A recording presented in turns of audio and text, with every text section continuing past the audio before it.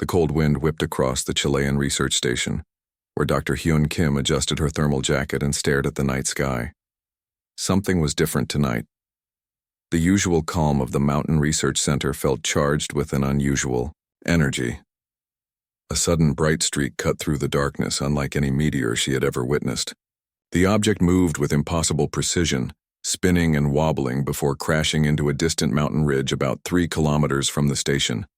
Hyun grabbed her emergency communication device and radioed her team leader. "Something just crashed," she reported, her voice steady despite her racing heart. "Coordinates are approximately 37 kilometers northwest of our current position." Within 30 minutes, a small research team assembled. Jay Park, their lead researcher, checked the communications equipment and satellite imaging. The crash site showed unusual thermal signatures, not like any conventional aircraft or natural phenomenon. As they approached in their rugged terrain vehicle, strange metallic fragments scattered across the rocky landscape. These were not from Earth. The material shimmered with an iridescent quality, reflecting light in ways that seemed to defy normal physics. Hyun was the first to spot the survivors. A small group of beings lay partially buried in the wreckage, their bodies unlike anything humans had documented before. They were humanoid, but with skin that seemed to shift colors like a living camouflage. Their breathing was labored and multiple. Injuries were visible. "They're alive," Jay whispered, carefully approaching the crash site. One of the beings lifted a hand, revealing a small, translucent device. A holographic message projected, showing images of another species. Aggressive, militaristic, pursuing them across star systems. The message was clear. They were refugees, running from something terrible. Hyun carefully approached, her medical training overriding her initial shock. The beings understood her intentions, showing no aggressive postures. Their eyes, large and deep blue, communicated more than words could express. Pain, fear, but also a profound hope. The team quickly established a makeshift medical area. Using their research station's advanced medical equipment, they began treating the aliens' wounds. Each injury revealed complex biological structures completely different from human anatomy. "We can't report this through standard channels," Jay said, examining the strange technological remnants. "If government agencies get involved, these beings might become research subjects instead of survivors." Hours passed. The aliens slowly regained consciousness. They called themselves Xylarians, a peaceful scientific civilization forced to flee their home system. Their lead scientist, named Kyle, slowly communicated through a remarkable translation device that seemed to interpret emotional and linguistic cues simultaneously. The story of their persecution emerged. The Krell Empire, a ruthless expansionist civilization, had been systematically destroying scientific and peaceful species across multiple star systems. The Xylarians were researchers, not warriors. Their ship was a scientific vessel carrying critical research that could potentially help multiple civilizations. Hyun felt something profound happening. This was not just a rescue. This was first contact. The way the Xylarians looked at humans suggested they saw potential allies, not just another unknown species. By dawn, the crashed ship had been carefully concealed. The research team had transformed their station into a temporary sanctuary. Kale explained their critical mission, research that could potentially revolutionize understanding of quantum communication and interstellar travel. "We carry knowledge that could change everything," Kale said, his translator rendering his alien language into clear English. "But the Krell cannot know we survived." Jay and Hyun exchanged glances.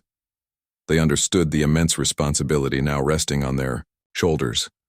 This was no longer just a scientific discovery.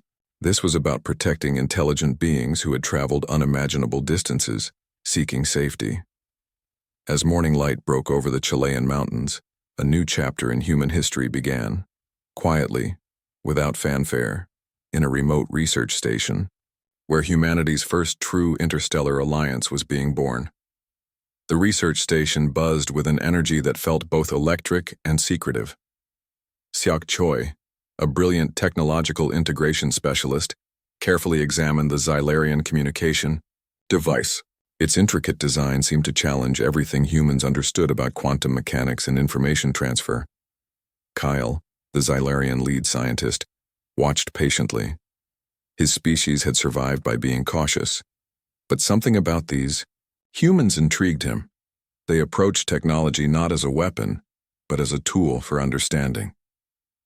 "Your communication systems are fascinating," Sayok muttered, carefully mapping the device's complex circuitry.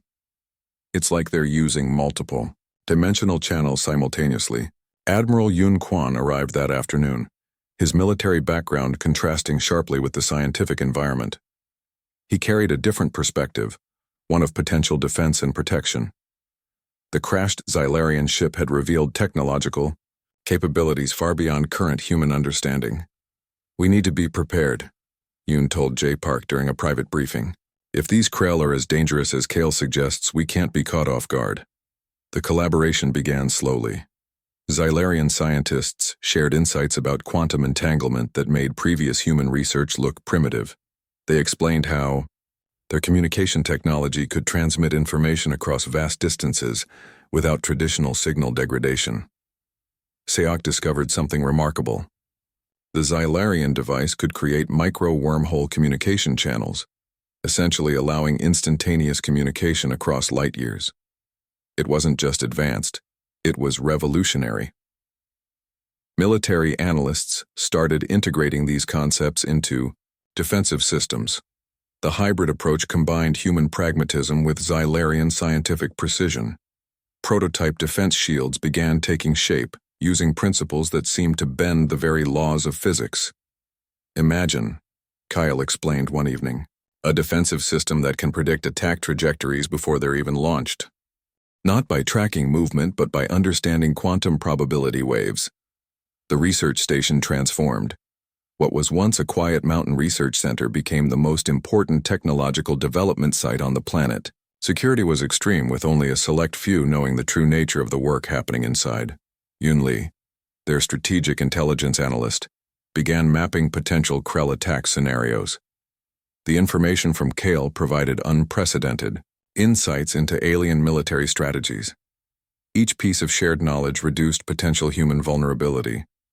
Technological breakthroughs happened almost daily. A communication system that could create unbreakable encryption, defensive shields that could adapt in microseconds, energy generation techniques that made current nuclear technology look like ancient history. "We're not just sharing technology," Jay observed to Yoon one evening. "We're creating a completely new technological paradigm." The global scientific community remained unaware. This was a quiet revolution, happening in a remote mountain station with only a handful of humans and alien refugees. Each breakthrough was carefully documented, tested, and integrated into potential defensive systems. Military simulations showed dramatic improvements. Theoretical attack scenarios that would have previously resulted in total human defeat now became winnable. The hybrid human-Xylarian technology created layers of defense that seemed almost magical in their complexity. Kale understood the deeper significance. His people weren't just sharing technology, they were finding protection. The humans weren't treating them as research subjects, but as partners. Each shared insight was a step towards mutual survival. Siak worked tirelessly, sometimes going days without proper sleep. The technological possibilities were too exciting, too revolutionary to pause. Computer screens filled with complex equations that seemed to dance and change, revealing secrets of the universe. By the end of the first month, they had developed prototype systems that would have been considered science fiction just weeks earlier. Quantum communication networks, adaptive defensive shields, energy generation techniques that could power entire cities with minimal resource consumption. The collaboration was more than technological. It was a meeting of minds, of cultures, of survival strategies. Humans and Xylarians were writing a new chapter of interstellar cooperation, one breakthrough at a time. As night fell over the mountain research station, the soft hum of advanced machinery mixed with quiet conversations. Humanity was preparing, learning, and transforming, and somewhere in the vast darkness of space, The Krell remained unaware of the technological storm brewing on a small planet they had yet to understand. The first warning came as a subtle quantum shift in space-time. Commander Daishin noticed it before anyone else, a microscopic distortion that shouldn't exist in normal space. His fingers moved across the holographic interface, triggering advanced scanning protocols developed from Xylarian technology. "Incoming," he whispered. Massive Krell warships emerged from quantum tunnels, their angular design resembling massive metallic predators waiting to strike. Each ship was easily 5 kilometers long, bristling with weapons that could obliterate entire continents. Yunli's voice crackled through the communication system. Tracking 16 primary vessels, multiple support craft detected. The hybrid defense system, developed over months of intense collaboration between humans and Xylarians, hummed to life. Quantum shields flickered, a complex network of energy that didn't just block attacks but predicted and redirected them. Kale, the Xylarian scientist, watched from the research station. His species had never been warriors, but now they were witnessing something extraordinary. Humans weren't just defending, they were strategizing. The first Krell energy weapon struck Earth's orbital defenses. What would have previously been a catastrophic attack became something entirely different. The quantum shields absorbed, redirected, and dissipated the massive energy bursts. Commander Daishin's voice remained calm. "Initiate counter-response protocol Delta. Massive energy weapons, combining human engineering with Xylarian quantum manipulation, fired back." Each shot wasn't just a weapon, it was a precisely calculated quantum event. The Krell ship suddenly found their own technologies turned against them.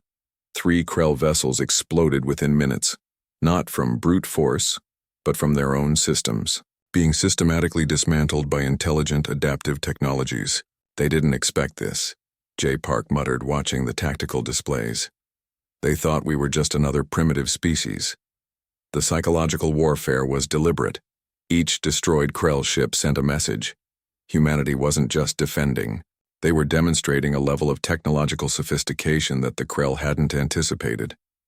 Kale explained to the human commanders that the Krell operated on a simple principle: overwhelm and conquer. They had no concept of adaptive defense. Their entire military strategy relied on immediate devastating attacks. The battle transformed from a traditional space conflict to something entirely new. Human ships moved with an unpredictability that confused Krell targeting systems. Every movement was calculated, every defensive position a potential trap. Advanced communication networks, developed from Xylarian quantum communication principles, allowed instantaneous coordination.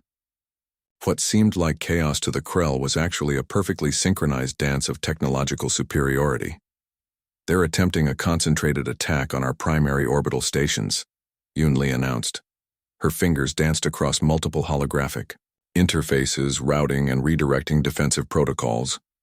The Krell didn't know they were fighting an entirely new type of opponent. Humans had learned from their Xylarian allies that technology was more than a weapon. It was a language of survival. Quantum shields began actively dismantling Krell weapon systems. Not by force, but by understanding and manipulating their fundamental technological structures. It was like watching a complex surgical procedure performed at the speed of light. By the battle's 6th hour, 12 of the 16 Krell vessels had been neutralized. Not destroyed, strategically disabled. The message was clear: humanity could end this conflict completely, but chose not to. Commander Daishin opened a quantum communication channel directly to the remaining Krell ships. No weapons, no threats, just a simple message translated into their communication protocols. "Withdraw," the message stated. "This is your only warning." The remaining Krell vessels hesitated. For the first time in their aggressive expansion, they encountered a species that didn't just resist, but completely understood and neutralized their technological superiority. As the last Krell ships retreated, humanity and their Xylarian allies watched. The first confrontation was over. But everyone understood. This was just the beginning. The diplomatic conference room was unlike any in human history. Holographic displays flickered with star maps, showing countless alien civilizations. Ambassador Min Park stood quietly, understanding that every word, every gesture would be critically analyzed. Su Jin, the linguistic expert, had spent months preparing. The communication technologies developed with the Xylarians allowed for unprecedented translation capabilities. It wasn't just about converting words, it was about transmitting cultural nuances and emotional contexts. Rael, the Xylarian representative, stood beside Min. Their presence alone was a statement. A peaceful scientific species, nearly destroyed, now standing as humanity's closest ally. The first delegates arrived, representatives from the Orion Confederacy, the Proxima Cluster Alliance, and 3 independent stellar nations. They had watched the human-Krell confrontation with a mixture of curiosity and suspicion. The Krell have been a threat to multiple civilizations for generations, Min began. His voice was calm, calculated. We're not asking for military support.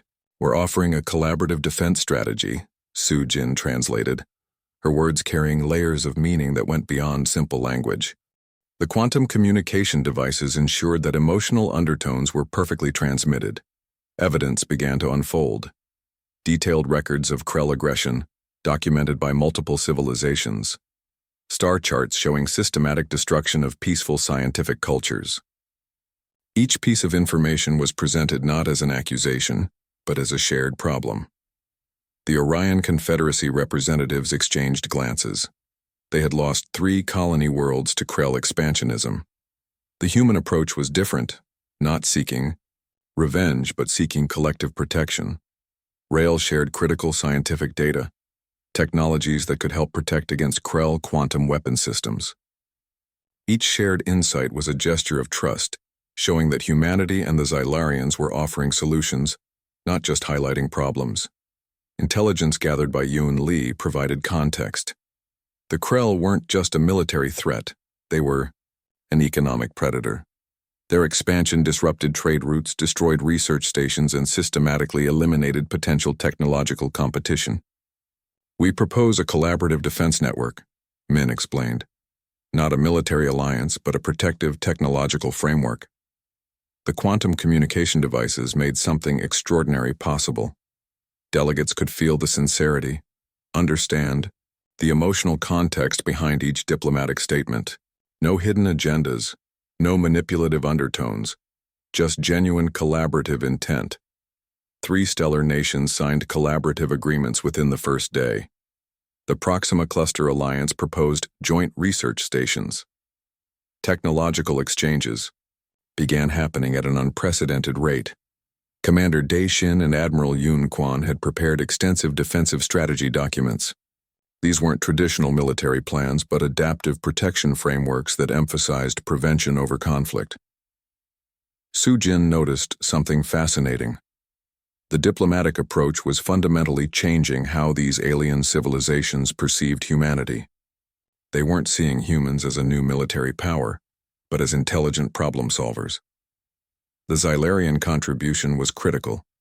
Their scientific reputation and peaceful history provided credibility to human diplomatic efforts.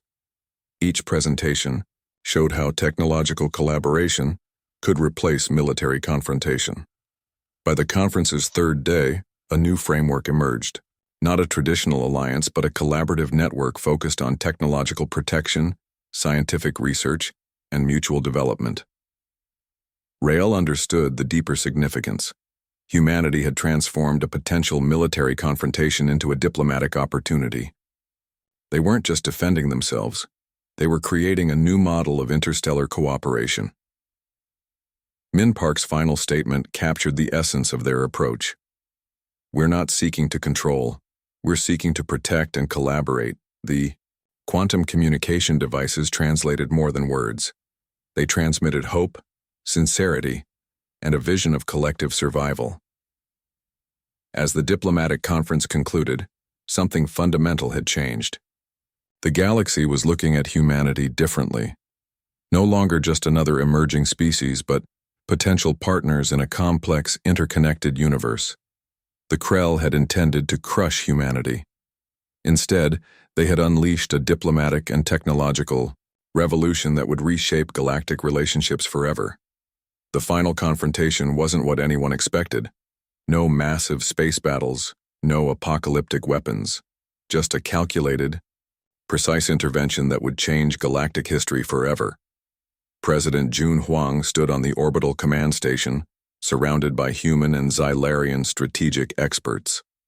The quantum communication network hummed with activity, tracking the Krell Empire's desperate final moves. General Sung Chung's strategy was elegant in its simplicity. Instead of direct military engagement, they would systematically dismantle the Krell's technological and economic infrastructure. The first strike came through quantum communication channels. Advanced systems developed by human and Xylarian scientists began infiltrating Krell communication networks, not to destroy, but to understand, to expose. Classified Krell data began streaming across galactic communication networks. Decades of secret aggressive actions, economic manipulations, and systematic destructions of peaceful civilizations became public knowledge. The Krell leadership found themselves isolated. Civilizations that had previously feared or supported them now withdrew support. Trade routes collapsed. Economic partnerships disintegrated. "We're not destroying them," Jun explained to his advisors. "We're giving them a choice to transform." Quantum communication networks allowed something unprecedented. Direct communication with individual Krell populations, bypassing their military and political leadership. Information about alternative ways of existence flooded their societies. The Xylarian High Council Representative Kale understood the deeper strategy.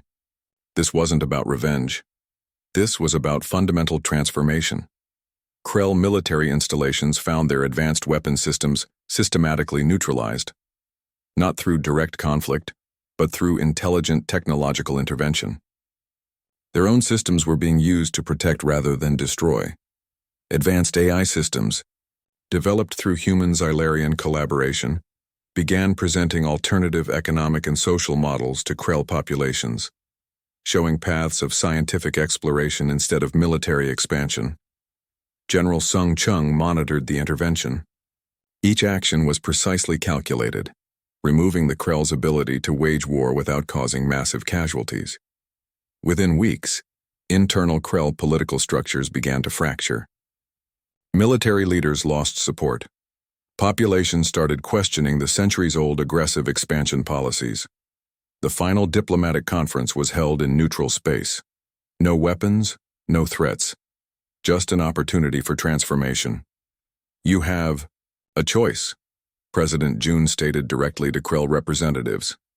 "Continue your current path of destruction, or join a collaborative galactic community." The quantum communication devices translated more than words. They transmitted hope, possibility, and a vision of collective survival. Surprisingly, many Krell leadership members chose collaboration. The alternative, complete technological and economic isolation, was far more terrifying than cooperation. Scientific research stations began replacing military bases. Economic partnerships replaced territorial conquests. The Krell civilization found itself at a critical turning point. Humanity hadn't defeated the Krell. They had offered them a path to evolution. The Xylarian scientists played a crucial role. Their peaceful technological expertise showed the Krell an alternative way of existing, not through conquest but through understanding. By the intervention's conclusion, the Krell Empire had transformed. No longer an aggressive expansionist civilization, but a potential collaborative partner in galactic development. President Jun Huang understood the true victory. This wasn't about military superiority. This was about demonstrating a more intelligent approach to conflict resolution. The quantum communication networks continued humming, connecting civilizations, sharing knowledge, creating possibilities that didn't exist before. Humanity had done something extraordinary. They had changed the fundamental dynamics of galactic interaction. As the final diplomatic agreements were signed, something profound had occurred. The galaxy would never be the same. The Krell had entered as conquerors. They would emerge as potential partners, and humanity, once considered a minor species, had become the architects of a new galactic understanding,